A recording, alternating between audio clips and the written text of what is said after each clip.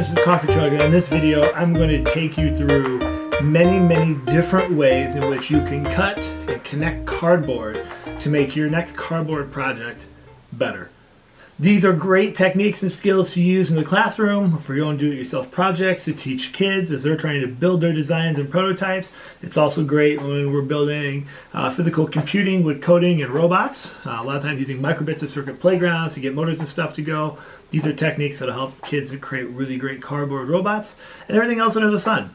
So in this video, we're going to be using a variety of tools. You can check out the previous video. I'll put a link here so you can check it out. Of my review of these tools, but we'll be using the canary knife, the box cutter, and we'll be using my other favorite tool, the zip snip. And we're going to take you through a series of builds of using the cardboard to connect your pieces together to create awesome projects. So less than me, more cardboard, more tools. Let's go.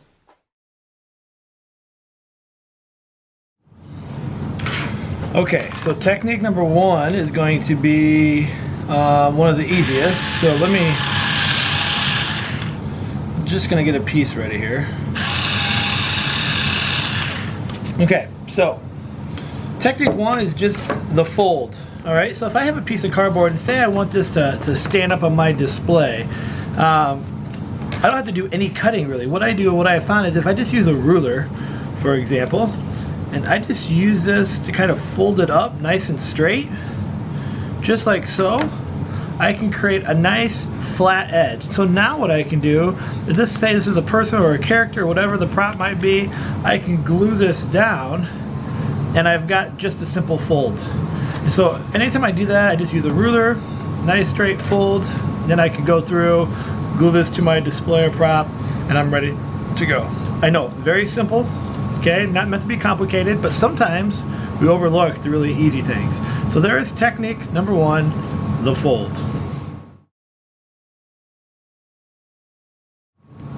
Okay, so technique number two is creating the slots. So let me go ahead and get two equal pieces here.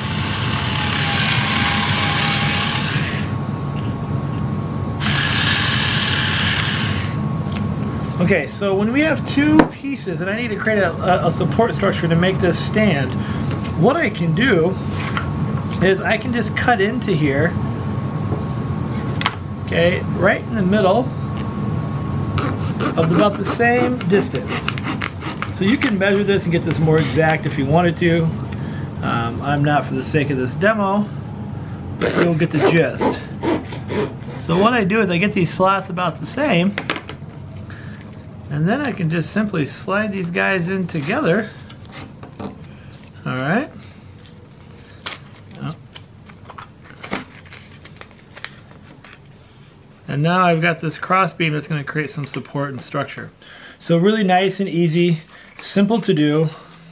Okay, just take your time, don't rip it like I did. But now you've got this cross, this slit action just like that. Two straight pieces, cut the same, slide them together. Boom. Now we've got some support structure. So when I slide these together, you know, I can start to build things on. I could take one of my circle pieces and I've got a table or whatever it is that I want. So there's number two, the slot.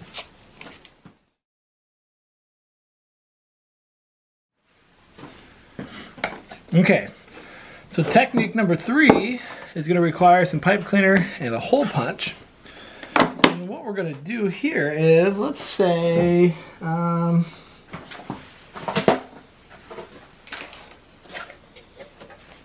me get this piece here real quick.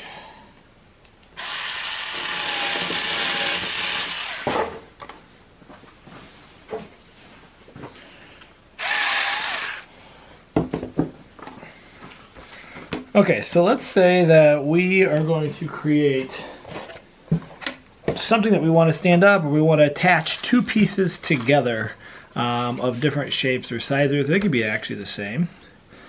So let's do this. I'm just going to create this fold here.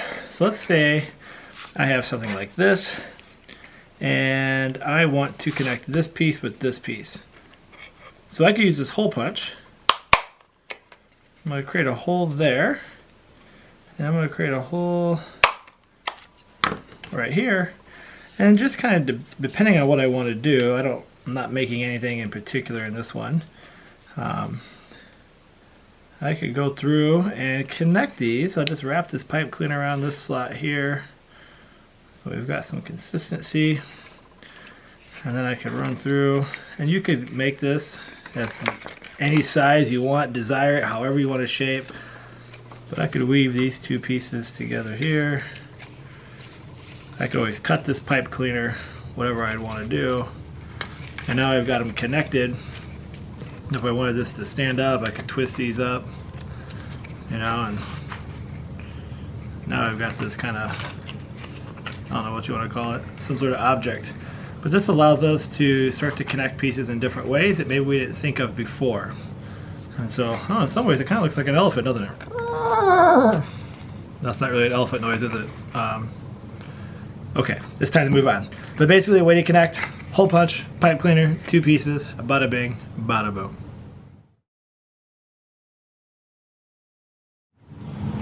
Okay, this one here, like a toilet paper tube or a paper towel tube or whatever you got, I can go through and just cut a bunch of these little slots like so.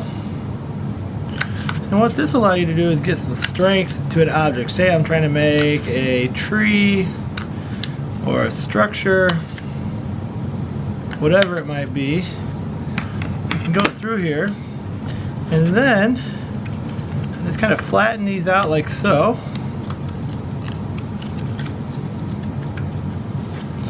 And then when I go to glue this down, say I'm trying to glue it to this piece of paper, this is my cardstock, I can glue this down. Now this is going to be nice and structurally sound. Now I can start to build off this. So this was a tree, I could put brown construction paper or dirt, you know, make that look like it's grass and cover this up once it's glued down, and then I can build off this and we got a nice sturdy structure.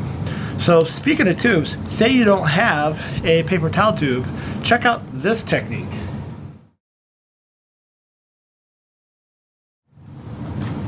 I'm just going to use this one for now. This is where this canary knife comes in real handy. And what I'm going to do is I'm going to create, this is what, technique number 5. We're going to create these lines along with the ruler. I'm not going to cut all the way through, just about halfway. And this is why I like this canary knife, because it does it really well. And what I'm going to do is I'm just going to create a bunch of these notches. And so if I don't have a toilet paper tube, or I need to make a bend in my cardboard, or I need to make something round, not everything has to be boxy. There are ways to work around this. And so I'm just going to add a few more of these here. So now I can start to create round structures. I can create bridges and things that are round. And now I've got this kind of cool looking cardboard that if I needed, I didn't have a toilet paper tube, you know, I could make my own. Kind of get some more depth or dexterity. So this is a way to make some flexible cardboard by using a canary knife and just straight edges all the way through.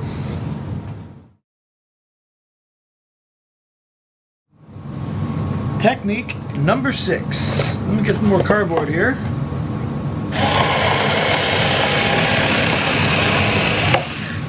Alright. So say you have a piece and you need it to be a little sturdy. Like I need this to be positioned up, but I need it to be nice and strong. So what we can do is create some tabs on this. And so I can cut here, right down the line, and I'm just going to create a tab here. Let's go like right there, and this is going to be about the same. Perfect. Now what I'm going to do is I'm going to use my ruler just to make sure this is nice and straight when I go to cut. And I'm going to fold this up this way. Alright, and once I've got that, I'm going to use my ruler here, and I'm going to fold this piece up and this piece up. So now what I've got is I got these tabs. So now when I go to glue this down, this is going to hold this piece up, and it's going to be nice and strong. It's going to be sturdy, it's going to be positioned in both ways, it won't fall either one way or the other. It's nice and strong. So we can use this to create these tabs, adhere this to a place. I can do this on a like a corner of, if I'm building like something in a house. I built a fort with my daughter. I can put this in the corner, and now we've got some things we could build out with to make this stronger. So there is a way to create tabs. The other thing that you can do is create slots. And so if I have this piece here, and let's say I'm just gonna cut this slot right there. Okay, make sure it's all the way through. And so say this is like my poster board, or this is replicating I don't know, the Oregon Trail or some sort of map, and I want to put something right there. What I can do, say I want to put like a flag marker, is I can put this piece right in there. Let me get a little bit bigger piece here. Let's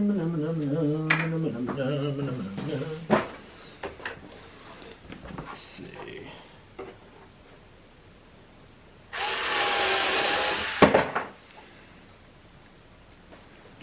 Perfect. So what I'm going to do is I'm just going to mark my slot, and I made this a little big just for the sake of the demo so you can see it in the video. I wouldn't make my slots this big if I was making something. But what I can do here then is create this little tab. So I want this to be inserted. I'm gonna go like right here, and I'm just gonna create a little notch right there. Right there. I cut these guys out.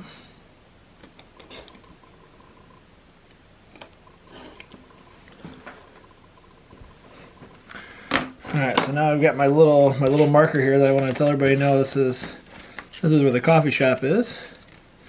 And then I can just slide this guy right in, and boom, there we go. It almost kind of looks like a shark fin in this one. And if I got this extra, I can do a couple things. I could leave it, depending on my display. If this is flat, I would add some glue in here, and then I would just cut this off. So I just keep this flush, and I just cut this part off, the excess. There we go. I'd add a little glue to hold it, and then boom. Now we've got a marker, a little tab. So there is that bad boy.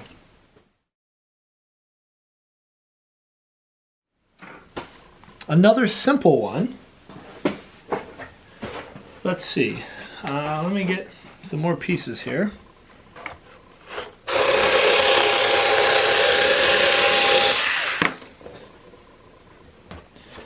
Let's just do one more here.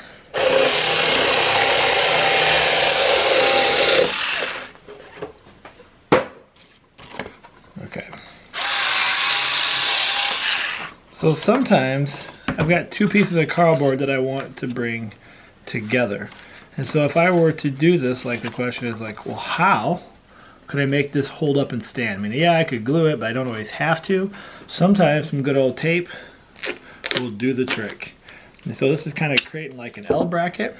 I could go here, and what I would do is I would apply the tape just about halfway of its width, just like so. I'm gonna cut this extra off here.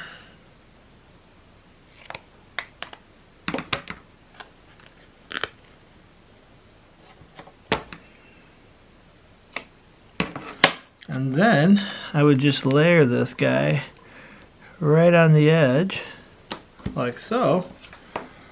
And now we got ourselves an L bracket. So the question is, what would I use this for? I could use this to strengthen a corner joint. I could use this just as is. I could use it to strengthen different projects that I'm doing. So when I built a cardboard fort with my daughter, we would create these joints just to kind of strengthen the corners so the walls and stuff wouldn't cave in. So this gives you some flexibility. Nice and easy, a simple way to adhere cardboard together. Alright guys, bear with me, a few more awesome techniques. So I've got these pieces. You can use any shape or size you want, but say I wanted a way to get this wheel so it would spin in the project that I'm doing. So what I can do is I can use these brass fastener. And what I can do here is I can put this piece, stick it on through, stick it through here.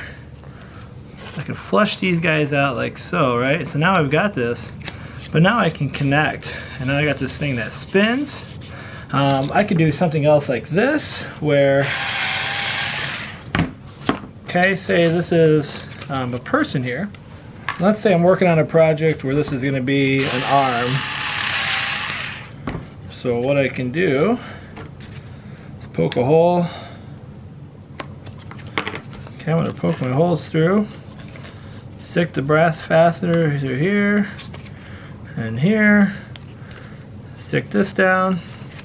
And now I've kind of got this arm motion. So the cool part is eventually if I were to create a microcontroller to this, I could get a motor, a servo motor that could eventually move this arm back and forth. And I could do that through a lot of techniques. One could just be using like a skewer behind the scenes or a toothpick or popsicle stick. So as the servo motor moves, it can open and close this arm.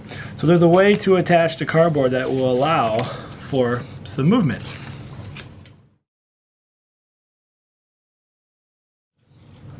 Another thing that you can do is, say I have this piece, we've already talked about a lot of different ways to support cardboard, but I want this up, and I don't want to fold, I don't want to do slots. Something that's really kind of easy to do is you can just create support brackets. And so I've got these here, and what I could do is then I could attach these. I could glue these on, I could also tape these on. So just to show how it works, I get a little bit of tape here. I'm going to stick that on, get a little bit of extra here, rip this, and then I could add these support brackets on, just like so, to hold it in place on the back side. So now I can kind of create these backdrops, these supports, and I could add another one here in the middle if I wanted to. If I was doing a real project, I'd add another one, piece of tape on both sides, or I would just use hot glue and glue these on, and now we're in good shape to support whatever it is that we're trying to display here with these wedges. So this is just another support by creating little easy wedges. And boom, there we go, another easy way to hold and support some cardboard.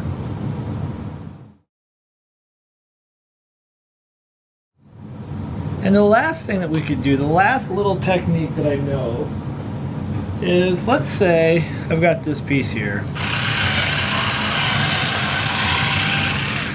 Okay, and we've done this technique where I've got something here, and maybe this is heavy. I want it landed back, so maybe it's here. Let's say down the road I've got like this on there spinning, doing something like that.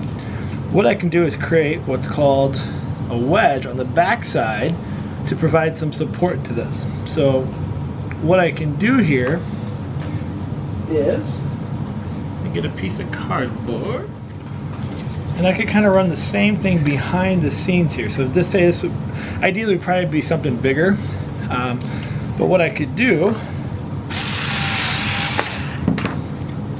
it's the same kind of concept. I could come in, I could fold this right here, and now this could actually play behind it, and I could support that structure this way. I could glue this down, and this would just hold this back like so. So as I added weight or whatever I built to it, it would hold it in place. And I could glue or tape this together just like so, or maybe it's just a backdrop. If I'm trying to create some option that moves and controls, this would stop it either way. So just so you can kind of see what I'm talking about here, I will tape it down.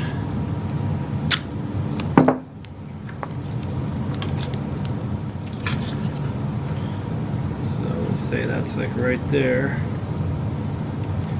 Okay, and then if these were glued down to a board, I would hold it up just like so. So there you go, guys. A bunch of different techniques. I hope you found this helpful. It's just to spur some thoughts, and if there's other things, other ways in which you cut cardboard, I would love to know. And so feel free to reach out and share. Let me know your techniques, your tools, things that I'm not seeing, and as always, together we can get better. So guys, here are 11 ways in which we can attach, cut, and manipulate cardboard. Until the next episode, guys, stay awesome and keep making.